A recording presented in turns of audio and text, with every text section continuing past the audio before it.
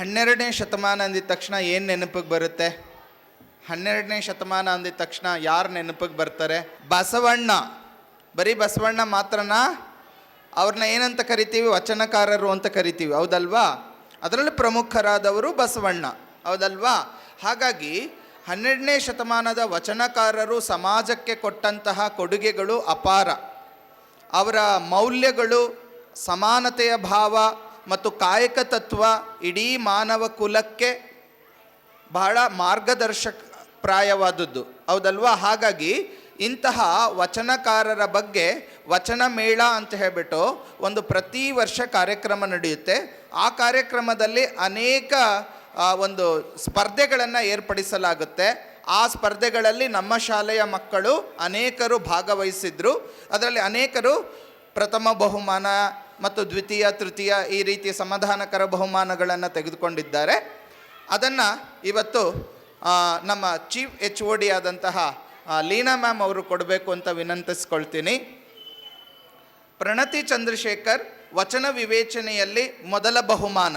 ಯೋಷಿತಾ PGS 7ನೇ ತರಗತಿ ವಚನ ವೇಷಭೂಷಣದಲ್ಲಿ ತೃತೀಯ ಬಹುಮಾನ.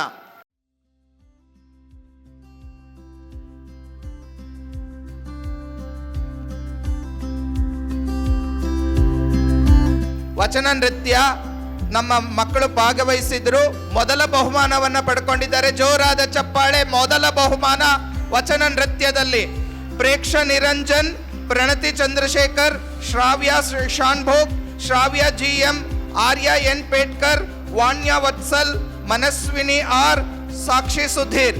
ಎಲ್ಲ ಮಕ್ಕಳಿಗೆ ಜೋರಾದ ಚಪ್ಪಾಳೆಯೊಂದಿಗೆ ಹಾರೈಸಿ.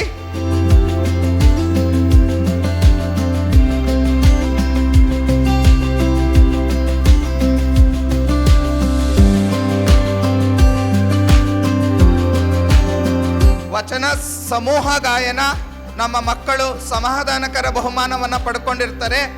ಸಾಯಿ ಮನೋಜ್, ಸಾನ್ವಿ ಸಂತೋಷ್, ಆಕಾಂಕ್ಷ, Tanvi J Iyengar, Achyuth SH, Shreyas Kamath B, Tejas Kamath B, Atharva, Sukruti Sagar, Hiranmayi.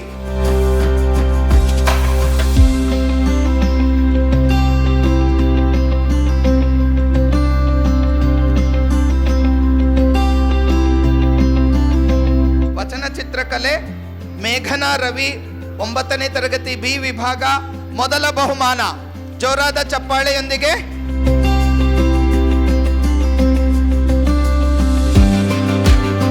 Abhiram S 6ನೇ ತರಗತಿ B ವಿಭಾಗ ಮೊದಲ ಬಹುಮಾನ.